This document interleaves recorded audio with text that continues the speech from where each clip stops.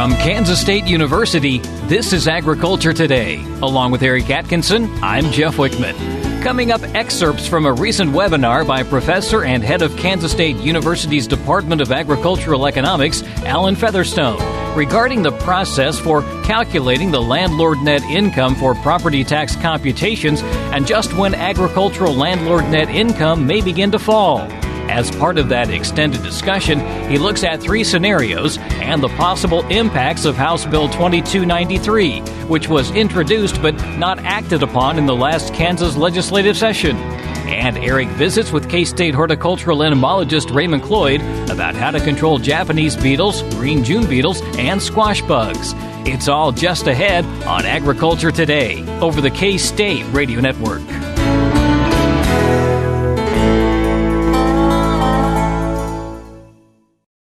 What is radon?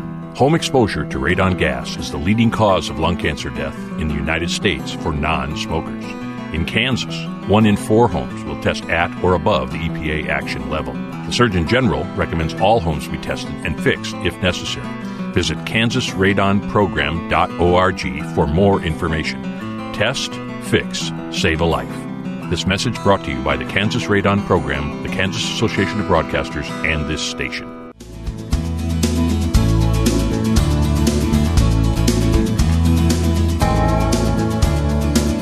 You're listening to Agriculture Today. I'm Jeff Wickman. In a webinar earlier this month, Professor and Head of Kansas State University's Department of Agricultural Economics, Alan Featherstone, using data from Barton County because it's located in the center of the state, discussed the process for calculating the landlord net income for property tax computations. He also provided information regarding when agricultural landlord net income may begin to fall.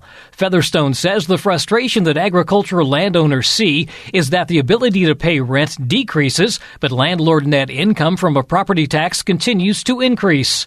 And in 2016, 17, 18, and 19, he says landlord net income was more than the estimated cash rental rate in Barton County. It's important to realize that the landlord net income is determined by statute in Kansas law. And this is defined as the 8-year average of the 8-year average of the return to the landlord. And so essentially there's a process for non-irrigated land where on a county-by-county basis, there is the revenue from each crop calculated by price times yield minus the expenses. The income is just the market-based income where it's price times yield. Government payments, crop insurance proceeds, trading profit from futures contracts, all of those would be excluded from the calculation. And then there's typical expenses that are subtracted out.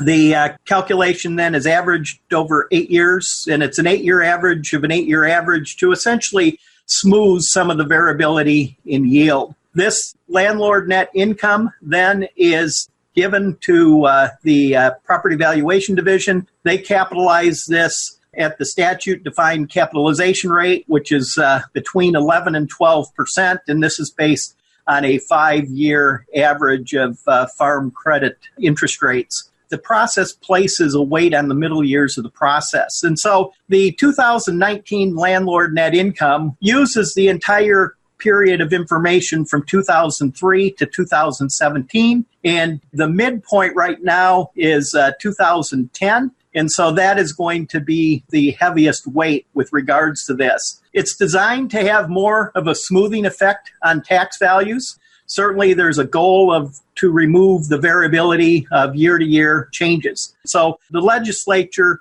or property tax theory certainly would suggest that there is some type of smoothing type process. To maybe illustrate a little bit with regards to how the values are calculated, we end up using values from 2003 to 2017, and essentially the weight in 2003 and 2017 is about 1.8%, and that gets all the way up to a little over 12% in 2010. And so this kind of gives you the weighting matrix to give you a little bit of a picture in terms of how this thing is weighted as the 2019 values are calculated. If we look at where we are in 2019, in some respects, you could begin to anticipate that we may end up seeing a turn in that landlord net income as some of those high income years begin to get less weight as we move forward. And so from a Barton County perspective, essentially in 2013, the average landlord net income that was capitalized to determine property taxes in Barton County was $2,950. That increased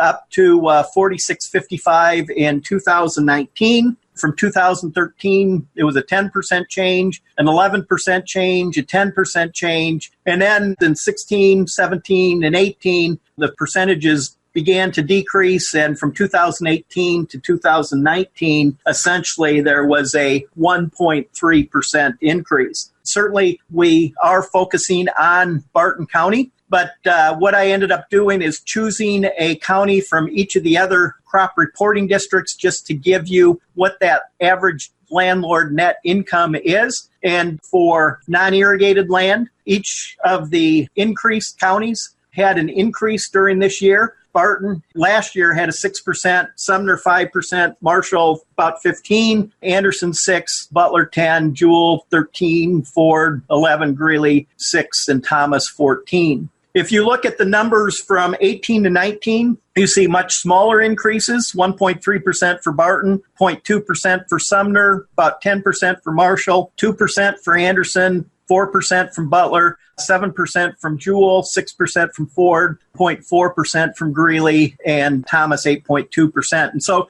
you can kind of begin to see that that percentage increase is actually decreasing. If you look at pasture land, you can see some trends there. In certain counties, for example, in the western part of the state, you actually have seen a decrease from 17-18 to 18-19. North Central, a decrease. Central, an increase in the rate. South Central, Northeast, East Central, and an increase, and then Southeast. They're determined off the cash rent for those individual crop reporting districts, and then they'll subtract off costs that are typically paid by the landlord. And so the pasture land is done a little bit differently than cropland. The big difference is just the use of a cash rent basis and then subtracting the typical costs from those properties. If we look at the irrigated land, essentially have different wells for Northwest, West Central, and Southwest. I'm using 300-foot wells. These are calculated for different well depths within the irrigation districts. North Central, Central, and South Central are all using 100-foot wells. The same general pattern is going on with regards to non-irrigated cropland. The increases in 17 and 18 were generally much higher than those in 18 and 19. And again, it's that high income in those 2 years that are essentially moving their way through the formula. And in some respects, we've actually seen from 2018 to 2019 some slight fall with regards to the landlord net income. And so, for example, in the Southwest, Clark, Grant, Hamilton, Morton, and Stevens, the average landlord net income decreased from the property tax year 18 to the property tax 19. East Central, you had Chase, Coffee, Line, and Morris, where we saw a slight decrease from 18 to 19. Southeast, Greenwood, and then South Central, Kiowa, Pawnee, Reno, Sedgwick, Stafford, Barber, Comanche, Harper, and Kingman. And so, again, we're beginning to see where the landlord net income has begun to peak and will begin to fall. On irrigated land, essentially for a 700-foot well in West Central, that landlord net income dropped. And then for the Southwest, 500, 600, and 700-foot wells, that landlord net income dropped on average for that district. And so with irrigated land, those properties that have deeper wells are starting to see a decline in the landlord net income that is going to be capitalized into their land values. One of the things that I also looked at was just trying to get an indication for sure where we may end up in 2018. what I ended up doing is I took the Kansas net farm income from the Kansas Farm Management Association. I subtracted out the government program payments. And so looking at that, you can end up looking at estate value. And essentially the landlord net income on estate value was about $30,000 once you remove the government payments and the net insurance proceeds. On average, that increased to a little bit over 40 in 2017. But the best estimate for 2018 in those landlord net incomes that will make up the 2020 assessment of agricultural land values is on estate value. It's going to be fairly flat with regards to the profitability of farming without government payments and crop insurance proceeds. In the Northwest, that probably will back off a little bit. The North Central, it'll probably increase a little bit from 17 to 18. The Northeast, it'll decrease from 17 to 18. Southwest will probably increase a little bit. South Central will increase. The Southeast will decrease. And so overall, in some respects, I think we're probably going to be pretty close to landlord net incomes on an individual year in 2018 as we were in 2017. To go back to the example, to give you a little bit of a picture in terms of what's going on, in Barton County, the 15-year average of the landlord net income is $38.37. The 15-year minimum is $15.54, which did occur in the 2017 crop year. Assuming that we have equal returns in the future, basically the turning point under any of the scenarios that I ran was 2020. And so essentially, if the landlord net income ended up being 40-50, the landlord net income would fall by 0.2%. If it remains fairly low, it would fall by 1.1% from 2019 to 2020. And so basically what this indicates is we are to this turning point in 2020. And so from a property tax perspective, based on a situation where we don't return to high profitability, we could see pretty significant declines in that landlord net income over the next 5 years as we move forward. That's Alan Featherstone, professor and head of Kansas State University's Department of Agricultural Economics. When Agriculture Today continues after the break, Featherstone discusses 3 scenarios and the possible impact of House Bill 2293, which was introduced in the last Kansas legislative session but not acted upon. This is the K-State Radio Network.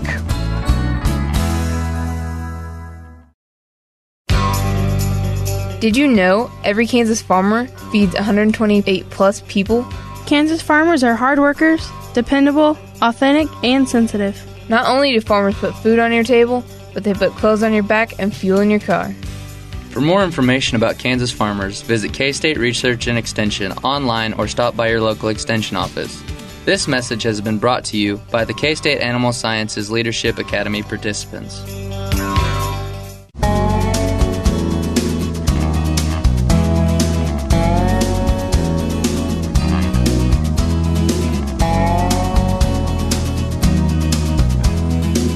Welcome back, and thanks for joining us on Agriculture Today. As introduced, House Bill 2293 would have changed the formula for calculating landlord net income for property tax considerations from an average of 8 calendar years to an average of the calendar year immediately preceding the year of valuation. While not advocating for one position or another, Alan Featherstone, professor and head of Kansas State University's Department of Agricultural Economics, says K-State did develop 3 scenarios to determine the potential impact that House Bill 2293 could have if the legislature ever passes the bill. Using Barton, Dickinson, and Rush County as a guide, we're going to evaluate 3 scenarios. One is basically just eliminating the 8-year average of the 8-year average. And so essentially we're going to take 8-year averages of single years for price, productivity, crop mix, and yield. That's going to be scenario 1. Scenario 2 is basically going to use the 8-year averages of single years for price. And so instead of having an 8-year average of an 8-year average of price, we're just going to have a single year for price averaged over 8 years. And then we'll still use the 8-year average of the 8-year average of yields, crop mix, and productivity.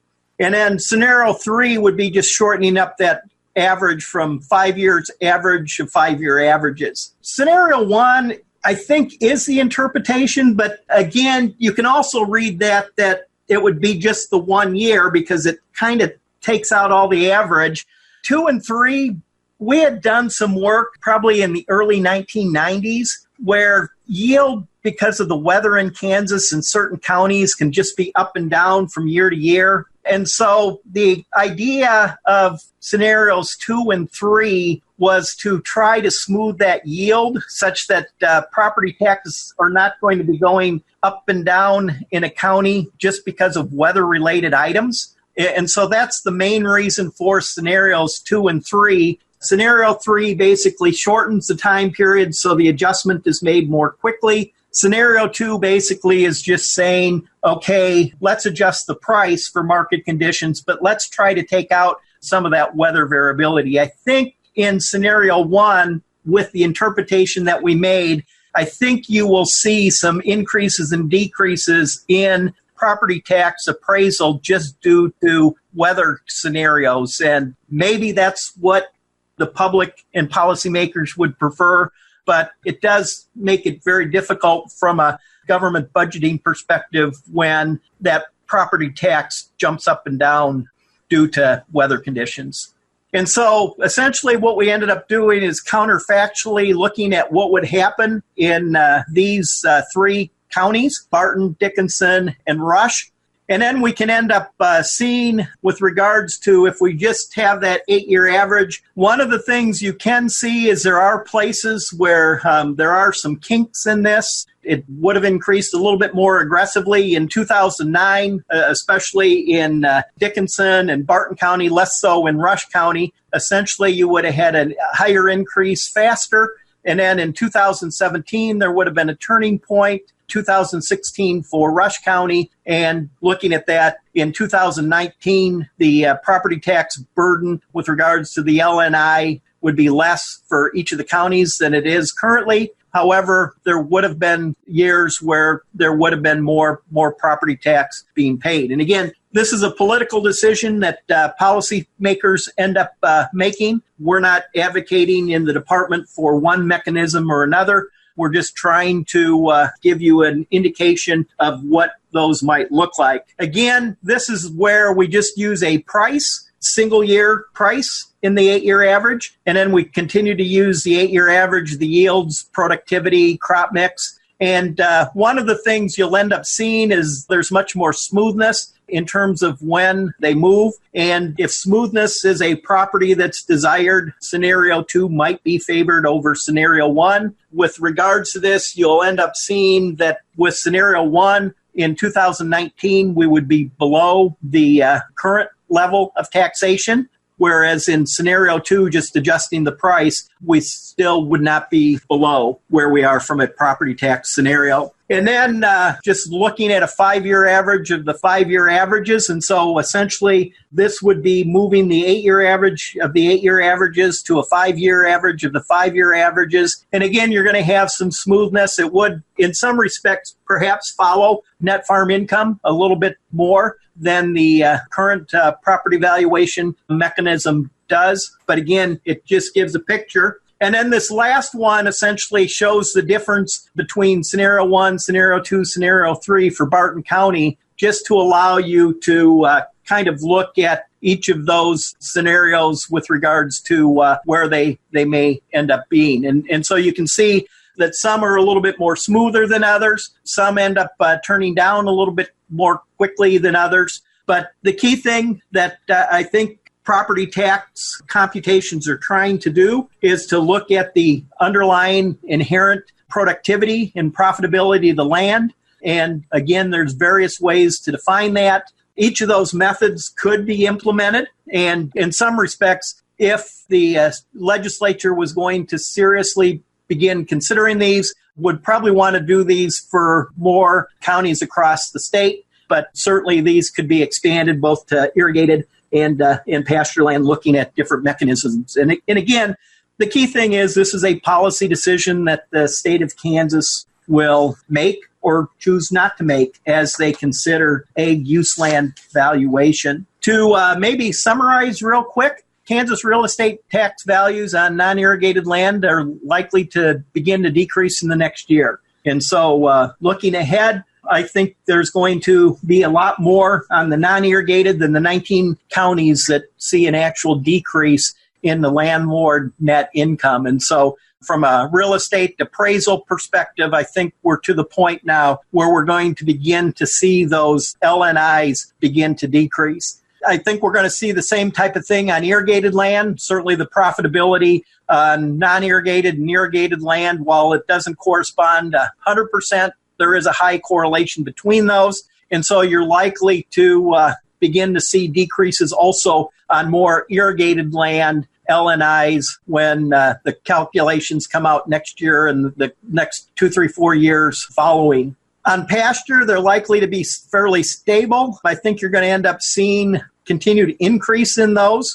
Again, they do follow market cash rent as opposed to a productivity, and so they are a little less variable with regards to that. Some of those high percentage levels, if you go back and look at those, are from areas where the landlord net income has been relatively small. In terms of more of a longer term, I think unless we see profitability to return to above average levels, we could see basically more than a 10% decrease in those landlord net incomes over the next 5 years. And so essentially we are to the point in that formula where those landlord net incomes, at least for the cropping ground, is likely going to decrease over the next 5 years. And essentially by looking at where we are in 2024 compared to 2019, we could end up seeing decreases of more than 10%. The key thing is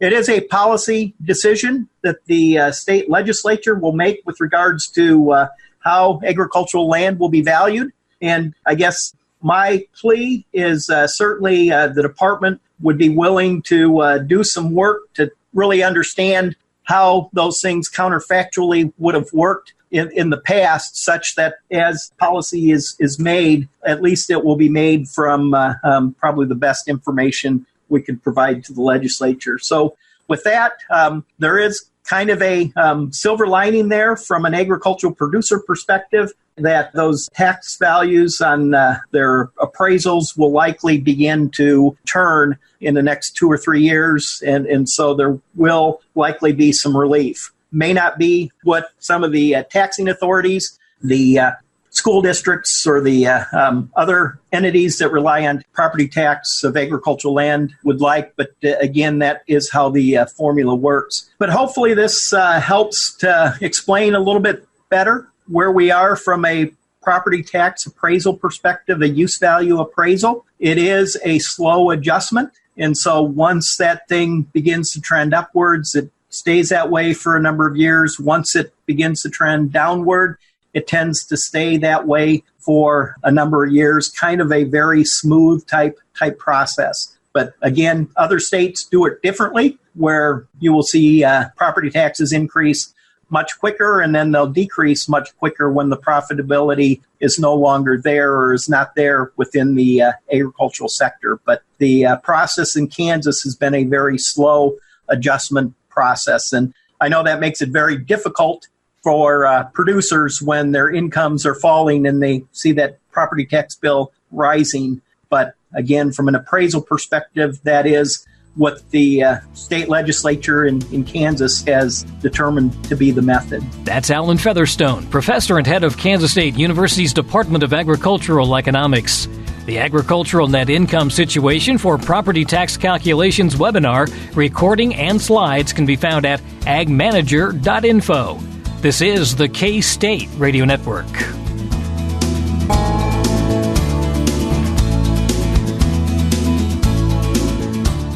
Agriculture and food systems are the main drivers of the Kansas economy, but must be improved in order to feed the world's growing population. How are we going to do so? Reduce food loss, find ways to preserve grasslands, and help families stretch their dollars. Global food systems is one of the 5 grand challenges K-State Research and Extension is addressing. To learn more, visit www.ksre.ksu.edu.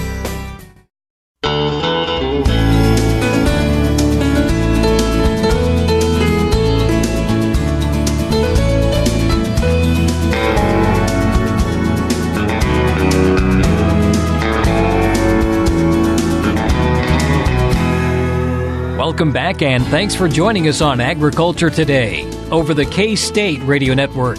Along with Eric Atkinson, I'm Jeff Wickman.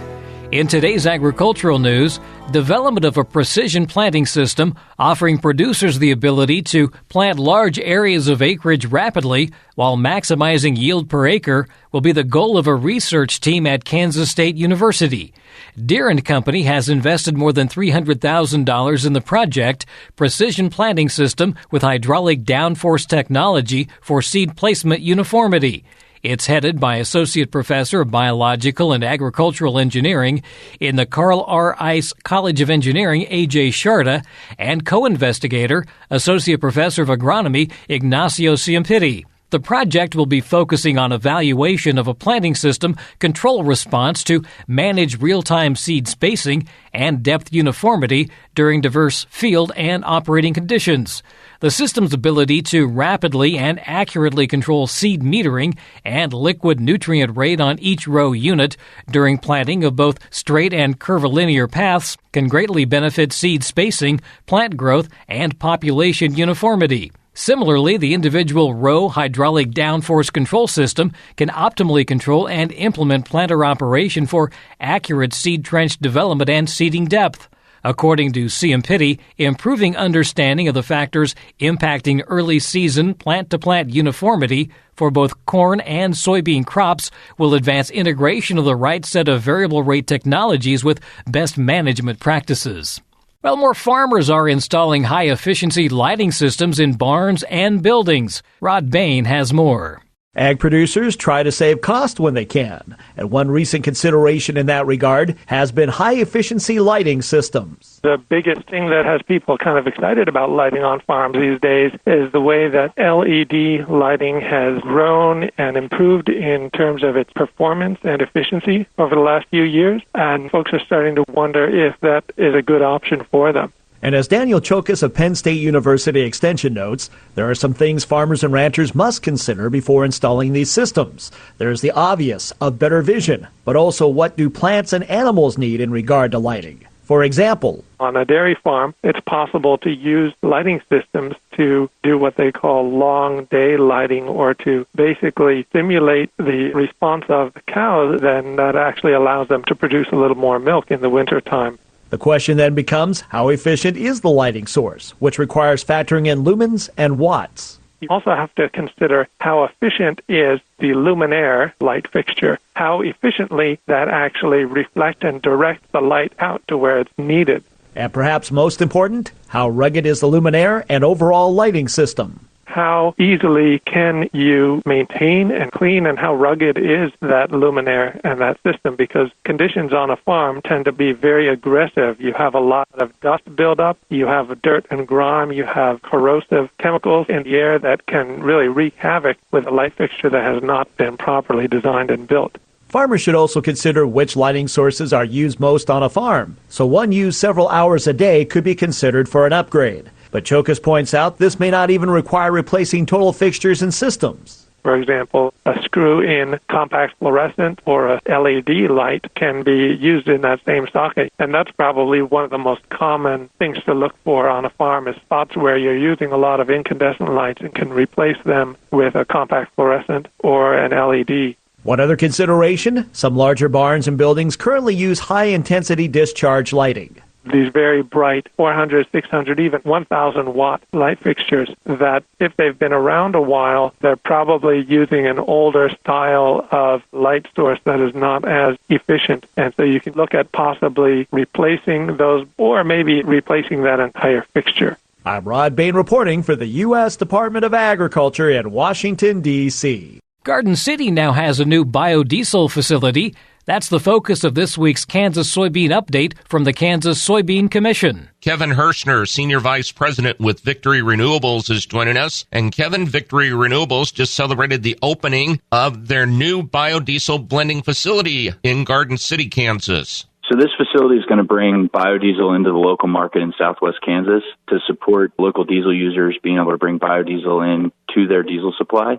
we'll be able to offer blends of anything from neat biodiesel to blended diesel and biodiesel products. So B5 to B20 blends with diesel fuel, and one-stop shop. Come in, get filled up, or we can also offer deliver services with our merchandising team. When it gets to full capacity, how much biodiesel will this facility be able to do? Well, we're scaled now that we think we could easily support 300 to 500,000 gallons a month. We're going to need to do some work on the marketing side to develop that demand, but we're certainly planning for where we want to be, not where we are right now. So we're excited to get out and prove our value proposition to local customers in the market and show them what we can do. Kevin, how did Victory Renewables work with the Kansas Soybean Commission to help make this facility a reality? So the Kansas Soybean Commission has been very supportive of us, provided funding for us to put these facilities into place. It's been a good partnership. We located the asset and the location to where we thought we had an easily addressable market and a place that would work well from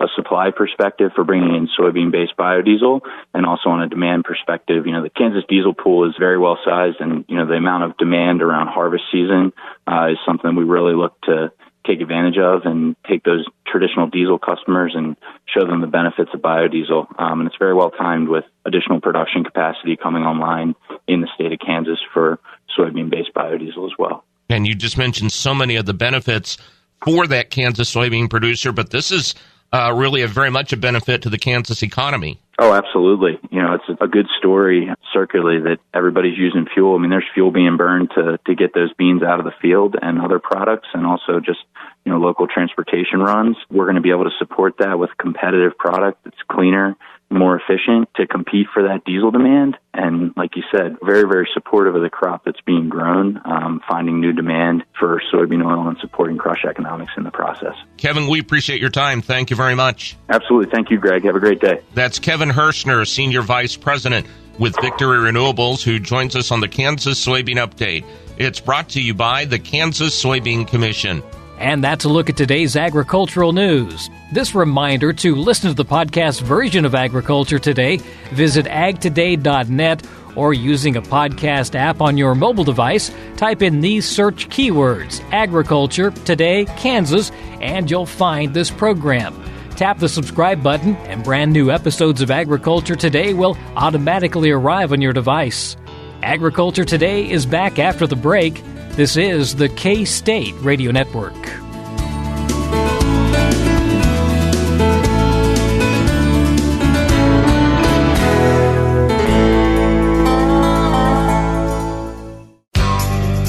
Have you ever thought about where your food comes from? If you're thinking the grocery store, think again. Facts show that the American farmer feeds more than 129 people. They are continually increasing and improving their operations. A wide variety of crops and livestock are grown in Kansas as well as the United States, providing food to your dinner plate. Next time you see a farmer or rancher, thank them. For more information, contact K-State Research and Extension.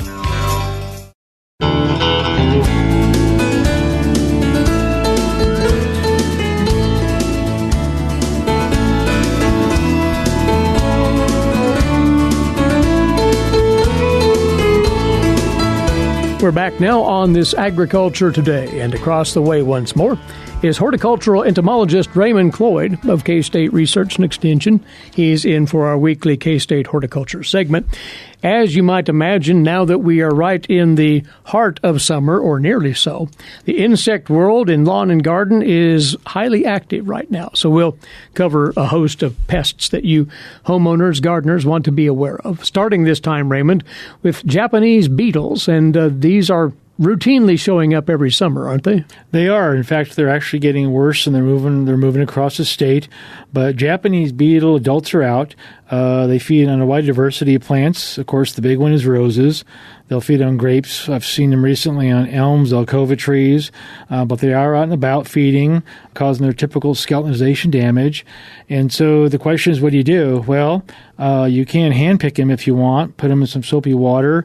There are some insecticides. We call them contact insecticides. However, they're pretty harmful to the other beneficial insects and pollinators in the garden, so you have to be very careful when you time your application. conditions.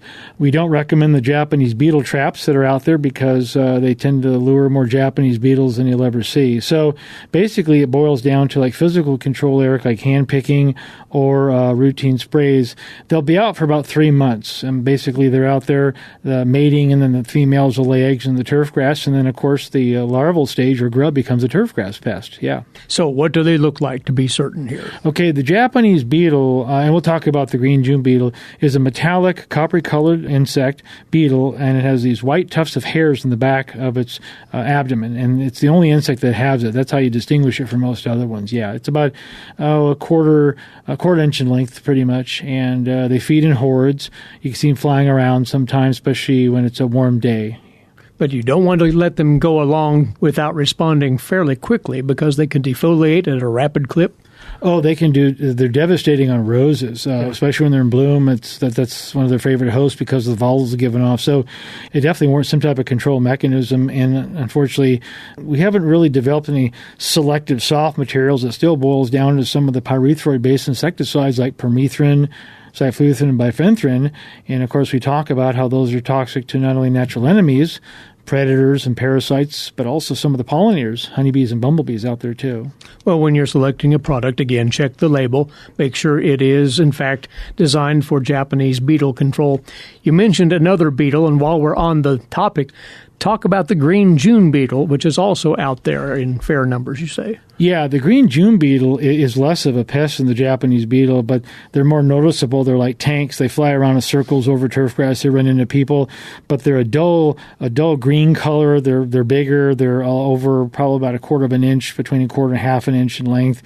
But they don't really feed that much like Japanese beetle does. They will feed on, we've seen them on peaches and apricots and apples, but the damage they cause is less so. And they're not really a turf grass pest. They're more feeding and residing in organic matter. And the really interesting thing about green June beetle is their larvae crawl on their back. So later on, you'll see these, if we get late season rains, you'll see these grubs come up, but they'll be on their back, and that's the green June beetle larva, yeah. Largely they're harmless, though, other than being an annoyance? They're less problematic than, say, the Japanese beetles, so really they don't warrant any treatment unless they're feeding on your fruit, yeah. All right. So take due note, make the distinction between those two beetles, and that will dictate how you respond accordingly. A couple of more pests you wanted to bring to our attention this week.